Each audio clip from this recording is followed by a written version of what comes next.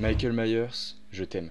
Parce que t'as tellement contribué au film d'horreur et t'es devenu une figure mythique un peu comme Freddy ou encore Jason. Je t'aime aussi pour ton ambiance. Parce que ton ambiance, elle est très particulière.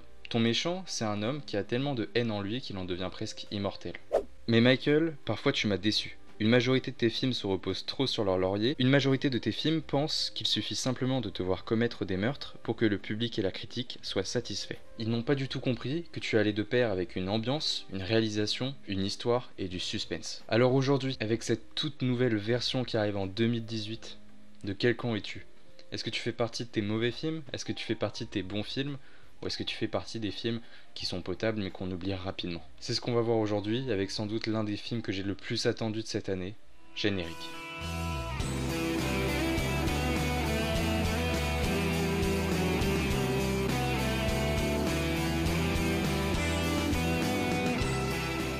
Halloween de David Gordon Green doit reprendre le flambeau d'une licence et il doit y mettre deux aspects. Le premier aspect, c'est un côté d'héritage avec toute la mythologie qu'a construit Michael Myers au fur et à mesure de ses films. La deuxième chose, c'est très simple, c'est qu'il doit à la fois innover. Et je vais commencer par cette notion d'héritage, parce que le réalisateur, comme je vous l'ai dit, doit prendre en compte ce qui a été fait avant avec les franchises de Michael Myers, et il doit, en quelque sorte, théoriser sur le pourquoi du comment on aime autant ce personnage après autant d'années. Dans ce film, vous allez voir le véritable Michael Myers, celui qui se cache, celui que, en tant que spectateur, on voit au loin en train d'observer ses victimes, mais celui qui reste assez brutal. Brutal, pas dans le sens où il va prendre plaisir à tuer ses victimes, parce que ce n'est pas ça Michael Myers. Michael Myers, il fait peur pourquoi? Parce qu'il veut simplement tuer ses victimes le plus rapidement possible s'il le souhaite. Et je trouve qu'il est absolument bien traité dans le film. C'est le véritable Michael Myers, il y a un vrai respect à son égard dans ce film. Et en fait, ça fait longtemps que Michael Myers existe en tant que personnage. Il a eu le temps de devenir un véritable mythe au sein de notre société. Bah, dans ce film, c'est à peu près pareil. Michael Myers est considéré comme un mythe dans la réalisation, parce qu'on va voir des plans qui sont profondément badass à son égard.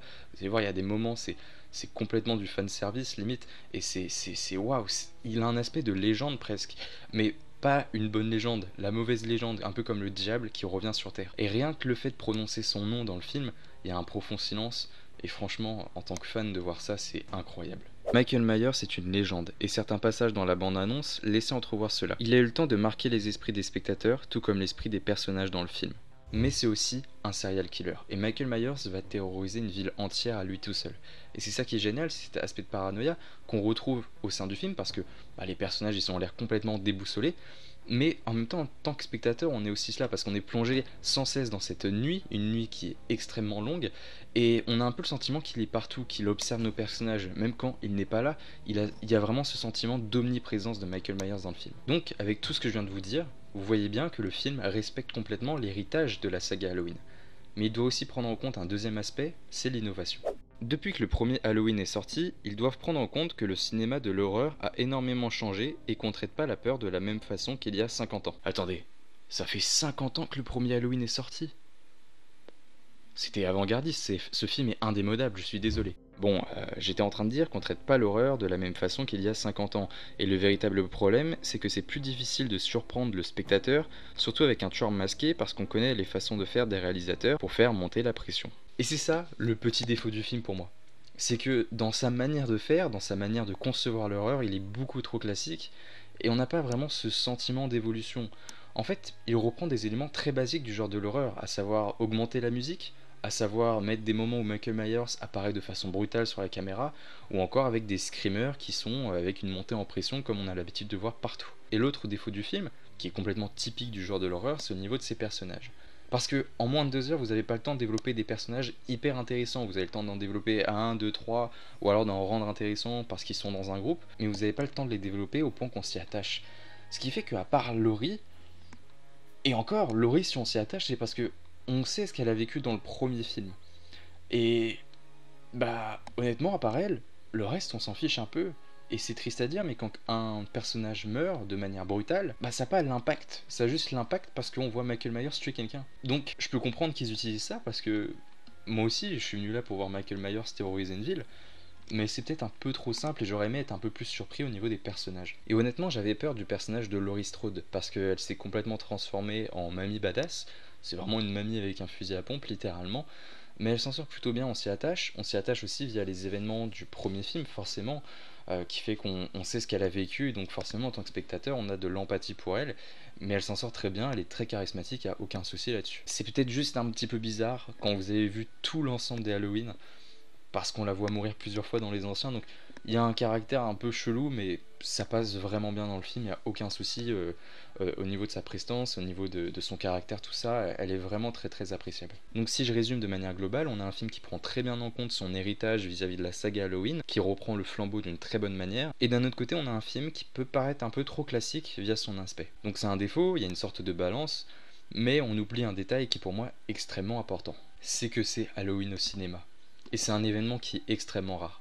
Parce que Halloween a eu le temps de se construire, elle a eu le temps de devenir une saga mythique du genre de l'horreur. Et voir Michael Myers au cinéma, ça fait tellement du bien. C'est vraiment une bouchée d'air frais dans ce genre de l'horreur, je trouve.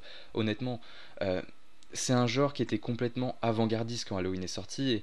Et maintenant, le fait de le revoir au cinéma 50 ans après, rendez-vous compte, ça prouve bien que le public sera toujours au rendez-vous presque et que on est là pour ça. Ceux qui aiment l'horreur, c'est grâce à des films comme ça. Et donc, honnêtement, en plus, c'est le Michael Myers qu'on aime, c'est pas le Michael Myers de Rob Zombie. J'adore les deux épisodes de Rob Zombie, y a aucun souci. Mais c'était un Michael Myers qui était tellement différent de celui qu'on a l'habitude de voir. Et là, revoir le véritable des années après, c'est génial, vraiment. J'étais comme un gosse. Et tu as vraiment conscience que les réalisateurs aiment Michael Myers. Et ils le mettent dans une ambiance qui est complètement folle. Avec Haddonfield, les habitants sont paniqués. C'est un mec avec un couteau qui arrive à rendre une ville entièrement folle, et j'adore cette ambiance. Et honnêtement, si le film a un mauvais accueil, je ne comprendrais pas, parce que je trouve que ce film respecte énormément la licence, peut-être qu'il la respecte même trop, au point d'être assez classique. Et en même temps, si vous avez aimé les anciens Halloween qui sont ici, vous allez adorer ce nouveau film. Vous allez être comme un gosse, honnêtement je le pense sincèrement. Et je veux absolument que ce film fonctionne. Si ce film fonctionne, plein de personnes dans l'industrie du cinéma pourraient se rendre compte à quel point le genre du slasher peut revivre.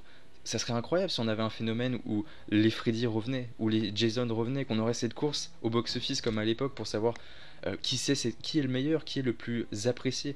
Et j'adorais revoir ça au cinéma, revoir des Freddy à l'ancienne, pas forcément des remasters, pourquoi pas faire des suites non officielles comme Halloween le fait là, parce que ça fonctionne bien, même si on n'est pas fan au début, ça fonctionne bien. Et c'est ça qui est génial, c'est que c'est des films qui sont typiques du genre de l'horreur. Quiconque est fan du genre de l'horreur doit voir Halloween au moins une fois dans sa vie, doit voir un Freddy, doit voir un Jason, parce que c'est ces films-là, pour moi, qui ont vraiment démocratisé les films d'horreur et qui fait qu'il y a autant de fans aujourd'hui de ce style. À l'heure actuelle, je sais pas du tout comment sont les critiques à l'égard de cet Halloween, parce que je suis allé à l'avant-première, je me suis empressé d'aller à l'avant-première et de vous tourner cette vidéo. Donc voilà, j'espère sincèrement que vous allez passer un bon moment, parce que moi j'étais comme un gosse et j'aimerais que beaucoup de personnes ressentent ce sentiment-là que j'ai eu devant le film. J'espère que vous avez passé un bon moment avec moi, n'hésitez pas à mettre un petit j'aime, à commenter si vous avez vu le film, ou alors est-ce que cette critique vous a donné envie d'aller le voir. Et puis voilà, abonnez-vous si ce n'est pas encore le cas, et puis moi je vous dis à la prochaine, je vous fais de gros bisous, et puis à bientôt. Bisous, ciao Benet.